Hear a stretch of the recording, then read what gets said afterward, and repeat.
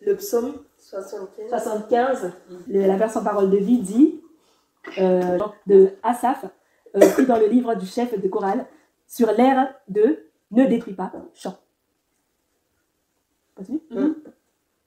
Nous te disons merci, ô Dieu. Nous te disons merci, car tu es proche de nous.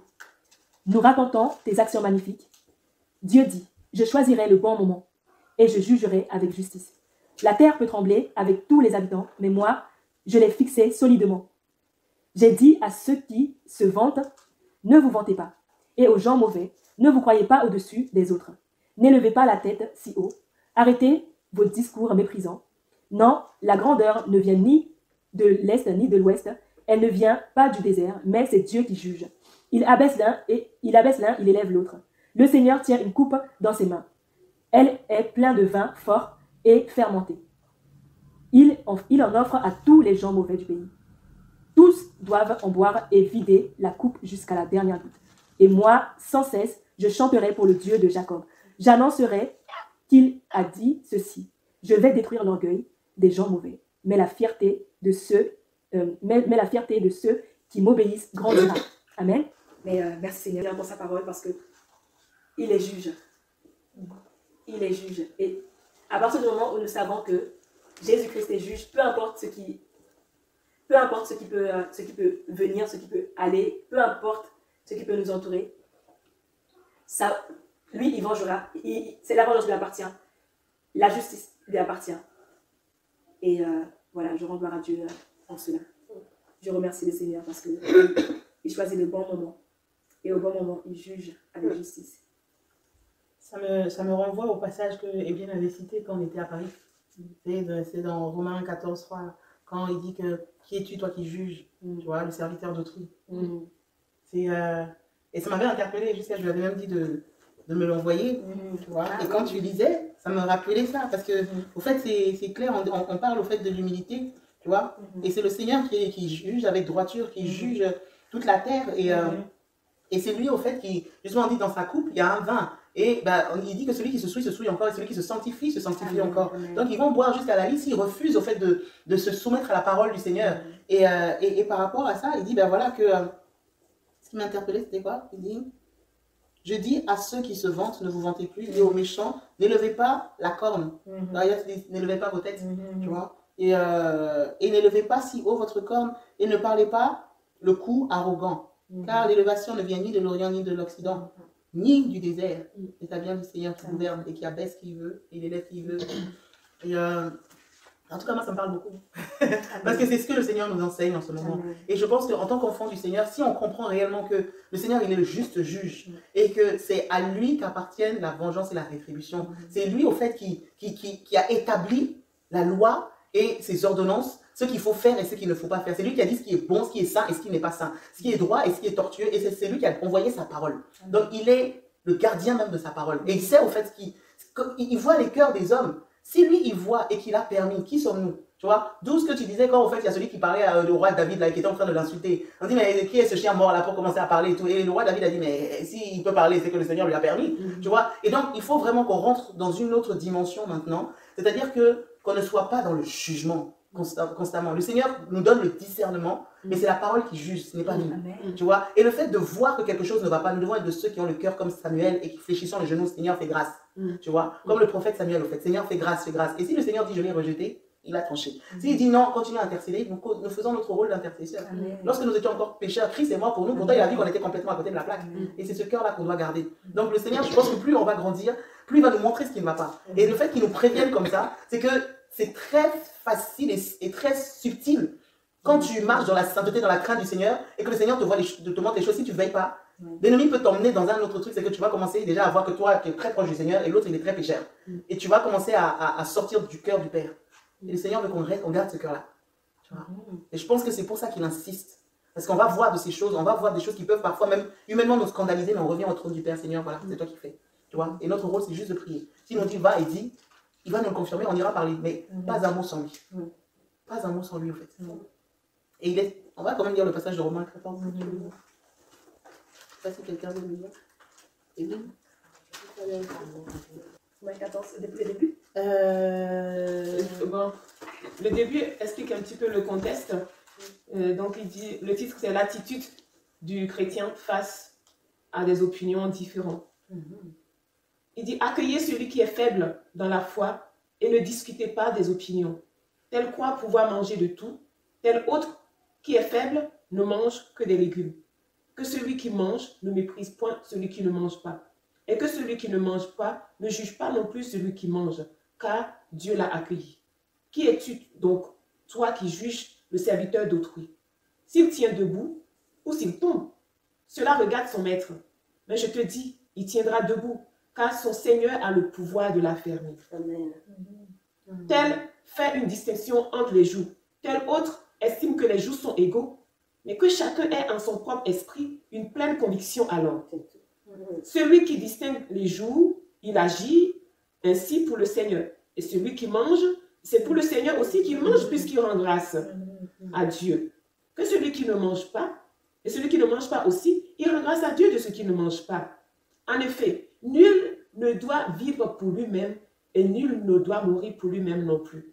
Car si nous vivons pour le Seigneur. Et si nous mourrons aussi pour le Seigneur. Soit donc que nous vivons, soit que nous mourons, nous sommes au Seigneur.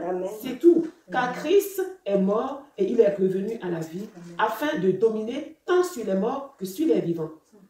Mais toi, pourquoi donc juges-tu ton frère? Ou toi, pourquoi méprises-tu ton frère? Puisque nous comparaîtrons tous devant le tribunal de Dieu. Car il est dit, je suis vivant, dit le Seigneur, et tout genou fléchira devant moi, et toute langue donnera gloire à Dieu. Ainsi chacun de nous rendra compte pour lui-même et non pour autrui. Tu vois? Ne nous jugeons donc pas, non plus les uns les autres, mais pensons plutôt à ne rien faire qui soit pour le frère une pierre d'achoppement ou une occasion de chute. Je sais et je suis persuadé par le Seigneur Jésus que rien en lui-même n'est impur et qu'une chose n'est impure que celui qui le croit impur. Mais si pour un aliment, ton frère est attristé, là tu ne marches plus dans l'amour. Ne cause pas la perte de ton frère par ton aliment. Car Jésus-Christ est mort pour lui. Que votre privilège ne soit pas pour autrui un sujet de calomnie. Car le royaume de Dieu ne consiste pas seulement dans le boire et le manger, mais c'est la justice, la paix, la joie par le Saint-Esprit. Celui qui sert le Christ de cette manière, je vous dis, il est agréable à Dieu et il est approuvé de tous les hommes. Ainsi donc, recherchons plutôt ce qui contribue à la paix et à l'édification mutuelle, où un aliment ne détruit pas l'œuvre de Dieu. En vérité, toutes choses sont pures. Mais il est mal à l'homme, quand il mange, de devenir une quai d'achoppement pour son prochain. Il est bien de ne pas manger de viande et de ne pas boire de vin et de même s'abstenir de tout ce qui peut être pour ton frère une occasion de chute ou de scandale ou de faiblesse. Cette foi que toi tu penses avoir, garde-la devant Dieu. Heureux celui qui ne se condamne pas lui-même dans ce qu'il approuve. Mais celui qui a des doutes au sujet de ce qu'il mange, il est déjà condamné en lui-même parce qu'il n'agit pas par conviction. Et c'est pourquoi je vous dis que tout ce qui n'est pas le fruit d'une conviction, c'est celui-là qui est péché. Seigneur, pour ça, je vois peut-être maman Marie-toi quelque chose à dire. Amen. Quand on essaie comment on appelle, de retirer les gens des autres relations, les conserver pour soi, c'est ça les sectes. C'est ça. Vous voyez, même dans le monde, les conjoints pervers narcissiques, qu'est-ce qu'ils font? Dès qu'ils te rencontrent, ils commencent par te retirer de tout ton environnement déjà. Parce que quand tu communiques avec le plus grand nombre, les gens peuvent t'éclairer. C'est ça. Si dans ma relation, j'ai peur que tu rencontres d'autres gens, c'est que je n'ai pas confiance en moi-même, c'est que je ne suis pas sûre de ce que je fais. Parce que si je suis sûre, je n'ai pas peur que d'autres personnes te parlent. Parce que la vérité, elle se défend elle-même. La vérité subsiste autant. Amen. Tu vois, quand on est dans cette vision de retirer les gens des autres, d'empêcher les gens de fréquenter les gens, d'écouter d'autres gens, d'aller voir autre chose, c'est qu'on n'a pas confiance en soi-même. Parce que quand on lisait les passages qu'on a lu tout à l'heure, il est dit dans un passage, comme celui, le psaume 75, que l'élévation ne vient ni de l'Orient ni de l'Occident, mais ça vient de l'Éternel. Tu vois, comme on dit, ce n'est ni par la force, ni par la puissance, ni par l'intelligence, c'est par le Saint-Esprit. Parce que personne ne peut convaincre une autre personne. C'est le Saint-Esprit qui convainc. Donc, tu peux faire un travail pour enfermer les gens, mais le jour où ils vont découvrir la vérité, et la vérité finit par se découvrir aussi. Parce que ceux qui sont du Seigneur, ceux sur que le Seigneur a son sceau, même s'ils sont dans un engrenage, à un certain moment, le Seigneur va les délivrer. Ils appartiennent au Seigneur. Tu vois? Donc, vraiment, c'est ça, quoi, qu'on reste accroché au Seigneur. Et la parole de Dieu, elle se suffit à elle-même. Elle se suffit à elle-même. Et ce passage de Romains qu'on vient de lire est tellement merveilleux. Donc, que nous n'avons pas à juger. Nous, qui sommes-nous? Personne de nous n'est mort pour quelqu'un. Personne n'a versé son sang pour quelqu'un. Pourquoi c'est nous qui jugeons les autres? Et la marche chrétienne, tant que tu n'as pas fini, elle n'est pas arrivée. C'est pas arrivé. Donc, qui est-ce que celui qui n'a pas fait que l'autre est perdu, que l'autre est arrivé, que l'autre a mal fait, que l'autre a bien fait? C'est le Seigneur qui sait. C'est vrai, nous avons le devoir de nous interpeller par rapport à la connaissance que le Seigneur nous donne. Nous devons veiller les uns sur les autres. Mais ça ne doit pas être une dictature, ça ne doit pas être la dureté. Parce que l'Esprit de Dieu, ce n'est pas un esprit de dureté. Non. Tout ce qui est transigeant et Dieu, ce n'est pas... Non, le Saint-Esprit, il est doux. Il est doux. Qui de nous est venu au Seigneur avec la chicotte, avec le feu? Le Saint-Esprit te convainc, mais dans une douceur. Il guide nos cœurs, mais avec une douceur, c'est incroyable. C'est incroyable. Donc, tout ce qui est où tu sens un poids, tu sens une lourdeur, ce n'est pas l'Esprit du Seigneur. Ce n'est pas l'Esprit du Seigneur. L'Esprit du Seigneur, il est venu nous libérer de Jude déjà. Il va pas mettre d'autres choses. Vraiment, ça nous interpelle et ça nous aide. Et je lui ai dit quelque chose de très important, c'est qu'effectivement, on voit des choses tellement scandaleuses qu'il ne faut pas qu'on tombe dans l'autre. Ça peut être un piège aussi, tu vois. Voilà, parce qu'on est tellement choqué qu'on peut passer du temps à examiner ces choses, on tombe même dans la calomnie. Vraiment que le Seigneur nous préserve. Parce que c'est tellement choquant que vraiment on peut tomber dans notre piège. Voilà, que nos yeux soient fixés sur le Seigneur, qu'on soit en train de rechercher ce Dieu-là. Tu vois, cette initiative même de chercher plus de Dieu, plus de chercher le Seigneur, que de regarder à ce qui s'est fait dans le monde. Vraiment, allons au pied du Seigneur, recherchons sa face. Il saura nous conduire, il saura nous guider, il saura nous utiliser là où lui-même il veut nous utiliser. Vraiment, je bénis le Seigneur. Je sais qu'il a fait quelque chose de merveilleux encore ce soir parce que jamais on ne vient devant sa face et on ne retourne à vide. Jamais. Donc que son Saint soit béni. Je rebondis sur ce que tu disais, Geneviève, par rapport à la loi, que c'est l'auteur de la loi, c'est celui qui a mis les limites. C'est quand tu enfreins la loi, c'est contre lui que tu as péché. Et tu sais, David, quand Nathan est venu lui parler, donc dans le psaume 51, il a dit quelque chose que moi, je n'ai jamais compris avant. Je me disais, bon, ouais, c'est facile de dire, j'ai péché contre Dieu. Parce que moi-même avant, les gens disent, oui, écoute, je t'ai rien fait, je t'ai rien fait. De toute façon, bon, j'ai demandé pardon à Dieu déjà. Tu vois, non? Et moi, ça me frayait, ça m'énervait et tout. Et le jour, j'ai vu ça, j'ai dit, voilà, c'est les fils de David, ils te font mal. Après, ils m'ont dit, non, c'est, en tout cas, moi, j'ai réglé ça avec Dieu.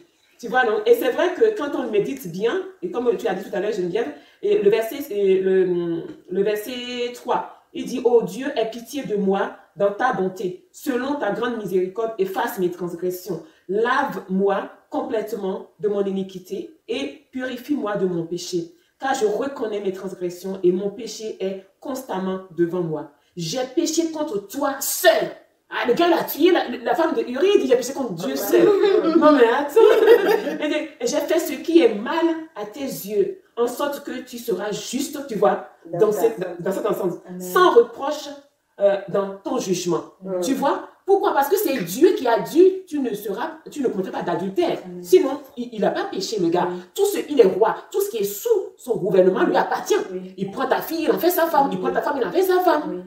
Tu vois, non? Il prend ton bœuf, il tue, c'est pas un souci. Parce que vous êtes tous des sujets du roi.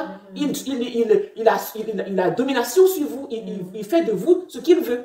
Tu vois, non? Mais par contre, quand il rentre dans le sphère maintenant de la justice de Dieu, parce que c'est un homme selon le cœur de Dieu, il dit déjà, là, vraiment, j'ai péché contre toi et contre toi seul. Parce que si je m'arrête à la loi humaine et terrestre, tous ces gens-là, ils m'appartiennent. Je n'ai pas vraiment à me morfondre. Mais ce qui me fait mal au cœur, ce pourquoi Nathan est venu me parler là, quand il m'a ouvert les yeux, ce n'est pas simplement par rapport à ce que, oui, les hommes machin et tout.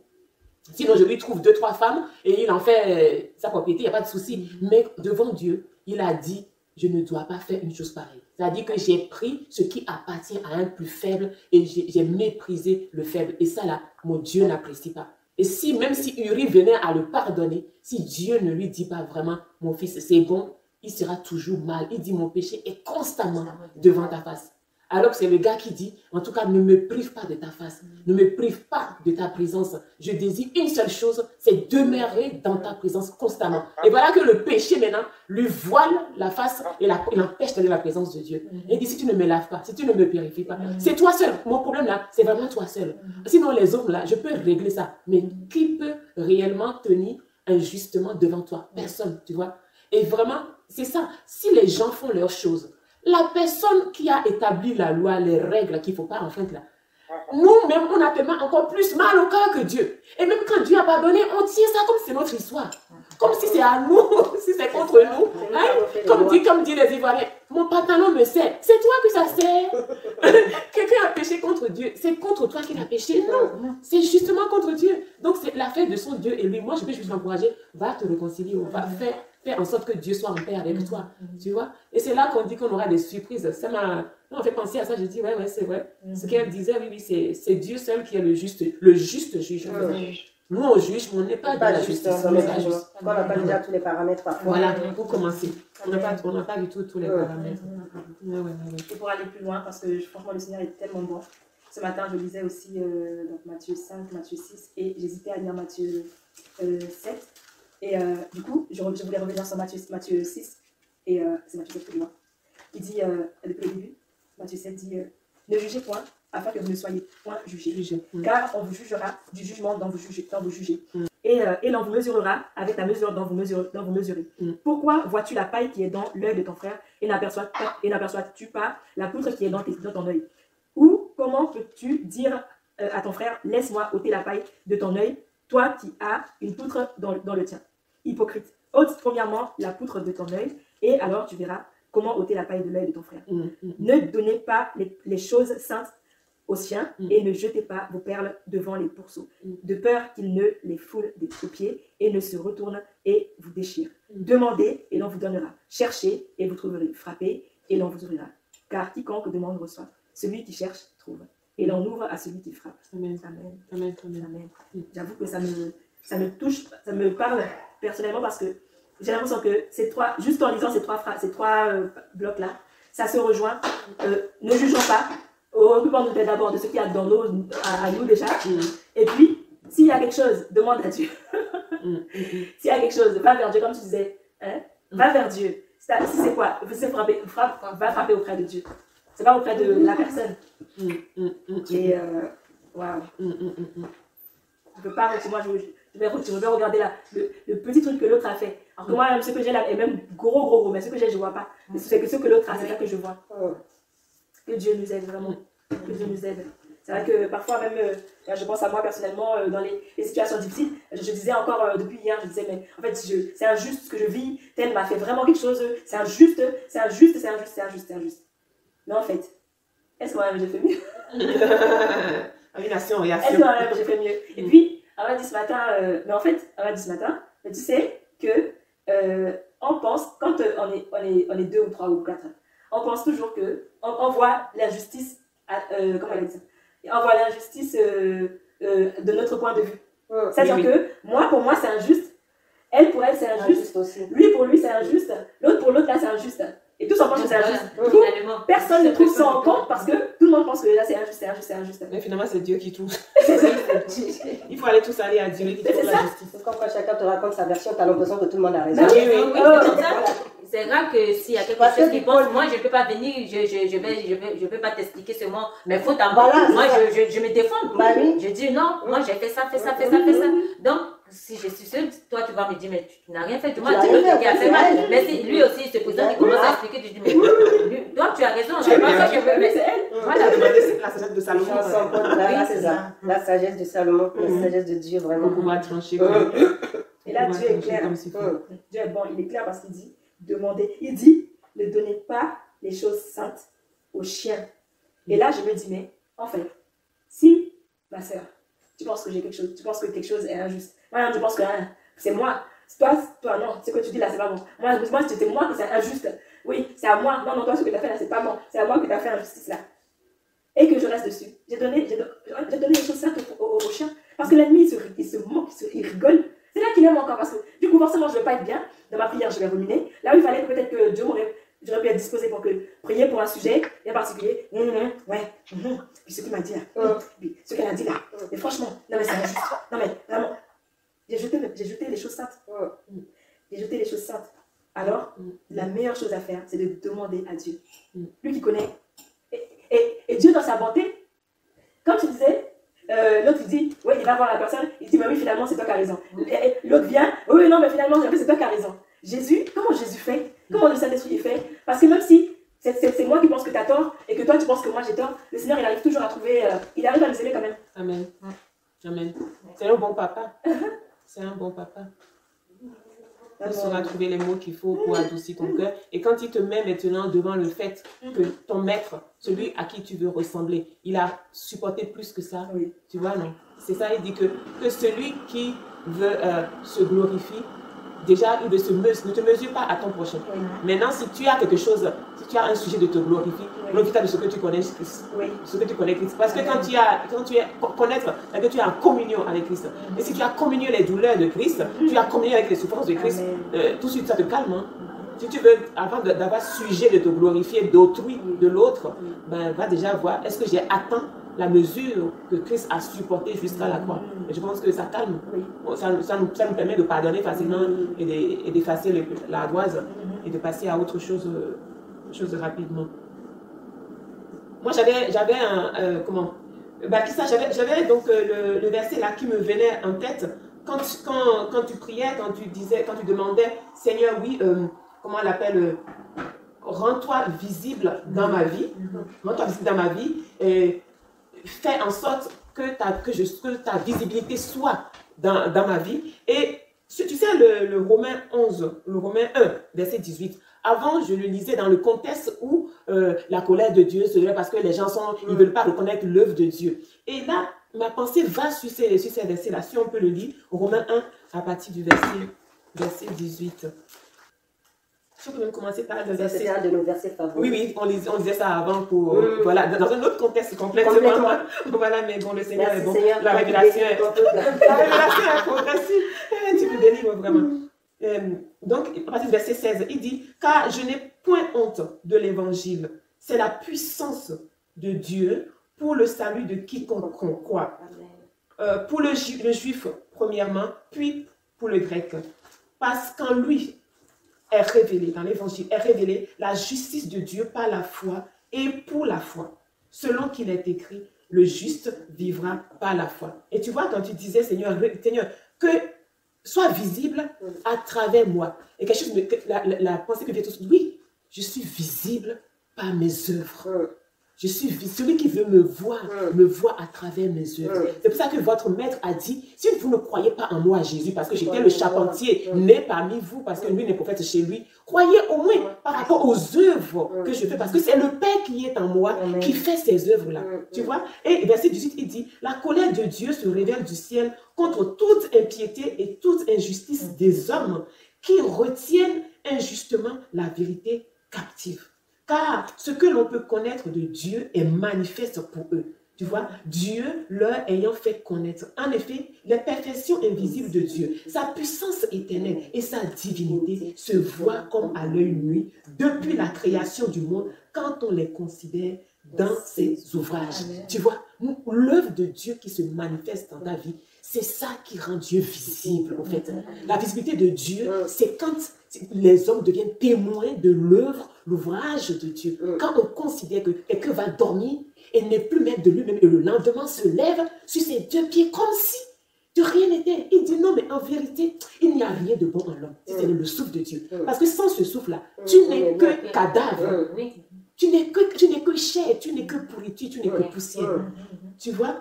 Et il dit, voilà, c'est pourquoi je vous dis, ils sont inexcusables. car ayant connu Dieu, comment ça? Tu vois, ils ont connu Dieu parce qu'ils ont vu. Dieu a révélé dans le cœur des hommes son ouvrage, son œuvre. Les hommes savent que le monde a été créé par Dieu. Qu'ils veuillent ou non scientifiques, bac plus 30, 40, ils essayent d'imiter Dieu. Ils n'arrivent pas. Ils ont cloné, ils ont créé tout, mais le souffle, le roi de Dieu. La Bible dit que même Dieu lui-même, quand il a formé l'homme, avant qu'il a créé l'homme, l'homme était invisible auprès de Dieu. Après, il lui a donné une forme, un format formé par la poussière. Quand il a formé maintenant, il a formé tout. Mais pourtant, l'homme n'était pas du tout vivant. Non, non, non. Il a fallu que Dieu souffle en lui. C'est-à-dire que Dieu prenne l'homme invisible qui était en lui, un esprit là, et lui souffle. Il lui souffle maintenant. Quand il a donné l'esprit dans le corps inerte, l'homme est devenu. L'homme n'a pas été créé homme vivant. Non, il est devenu un être vivant parce que Dieu a mis son sceau, ce qu'il est. Dieu a mis une partie de lui. Dieu est esprit. Il a mis une partie d'esprit dans cet homme-là. Donc, tout ce que Dieu est dans cet esprit que Dieu a donné à l'homme. Et l'homme ne veut pas. C'est-à-dire que si l'homme rentre en lui-même, il sait que Dieu est Dieu. Parce que s'il veut réellement, rien que de penser que je dors et je me lève, ça là, c'est vraiment l'œuvre de Dieu. Aucun médecin, aucun scientifique n'a pu préparer, fabriquer le souffle. Non. Tu es dans le coma. Ils te maintiennent 15 ans dans le coma. Mais je te promets, le jour où ils débranchent là, bam, cadavre, tu es cadavre. Tu vois, non? Et c'est pour ça qu'il dit, ils sont inexcusables. Tu vois, non? Ayant connu Dieu, ils ne l'ont pas glorifié comme Dieu. Ils ne lui ont point rendu grâce. Mais ils se sont égarés dans leurs pensées. Tu vois, non? Et leur cœur sans intelligence a été plongé dans les ténèbres. Se vantant d'être sages, alors ils sont devenus fous. Et ils ont changé la gloire du Dieu incorruptible en image représentant des êtres, l'homme corruptible, tu vois, non? Des oiseaux, des quadrupèdes et des reptiles. C'est pourquoi Dieu aussi les livre à leur impureté, selon les convoitises de leur cœur. C'est pas fini. Ainsi, ils se déshonorent eux-mêmes. Ils honorent eux-mêmes leur propre corps. Eux qui ont changé la vérité de Dieu en mensonge et qui ont adoré et servi la créature au lieu du Créateur qui est béni éternellement. Tu vois, non? C'est pourquoi Dieu les livre à leur passion infâme, car leur femme a changé l'usage naturel contre celui qui est contre nature. Et de même, les hommes ont abandonné l'usage naturel de la femme ils se sont enflammés dans les désirs les uns pour les autres, commettant homme avec homme des choses infâmes et recevant en eux-mêmes le salaire que mérite leur égarement. Tu vois, pour nous, vraiment, je bénis Dieu pour cette conférence. C'est-à-dire qu'on est parti en disant que Seigneur, nous ne plus jamais invisible. Non, c'est un message de Dieu. Dieu dit, plus jamais vous ne me rendrez invisible. Non, non, non, non, non, non. Plus jamais vous ne me rendrez invisible. Vous devez reconnaître que mes œuvres sont grandes. Comment est-ce que je suis puissant? Vous marchez réellement, vous êtes l'ouvrage. Vous êtes mon ouvrage, ayant été créé en Jésus-Christ pour des œuvres magnifiques. Marchez et agissez comme Jésus pour que la nation, le monde entier, qui soupire, la création qui soupire après cette révélation, voit réellement moi, le Dieu invisible, dans vous, mes enfants, qui sont visibles. C'est pour ça que Christ a dit, tu n'as voulu ni holocauste ni sacrifice. Ce n'est pas mon argent, ce n'est pas ma gloire qu'il veut, ce n'est pas ma maison qu'il veut. Il veut simplement que les hommes puissent voir la lumière que je suis, le Dieu invisible qu'il est. Il veut que les hommes le voient en moi. Les hommes soupirent, mais si Dieu existe, tu entends parler, si Dieu existe, mais si Dieu est vrai, mais si, où est donc Dieu? Nous devons soupirer. Comme l'Esprit dit, l'Esprit et l'Église dit, viens. C'est pas viens m'enlever, non. Viens te manifester, viens te rendre visible en moi, pour que les hommes ne soupirent plus, n'aillent plus voir les idoles, n'aillent plus voir les gens pour se faire plumer comme... Non, parce que qu'est-ce qu'ils recherchent? Ils recherchent le Dieu vivant, pas le Dieu théorique, le Dieu historique qu'on a dit, Paul a fait, Pierre a fait, et Jacques a fait, Abraham a fait. Et toi donc, puisque tu dis que Dieu ne change pas, pourquoi il ne fait rien dans ta vie? Pourquoi toi aussi tu n'imposes pas les mains aux gens, ils sont guéris? Pourquoi ton homme ne guérit plus les hommes?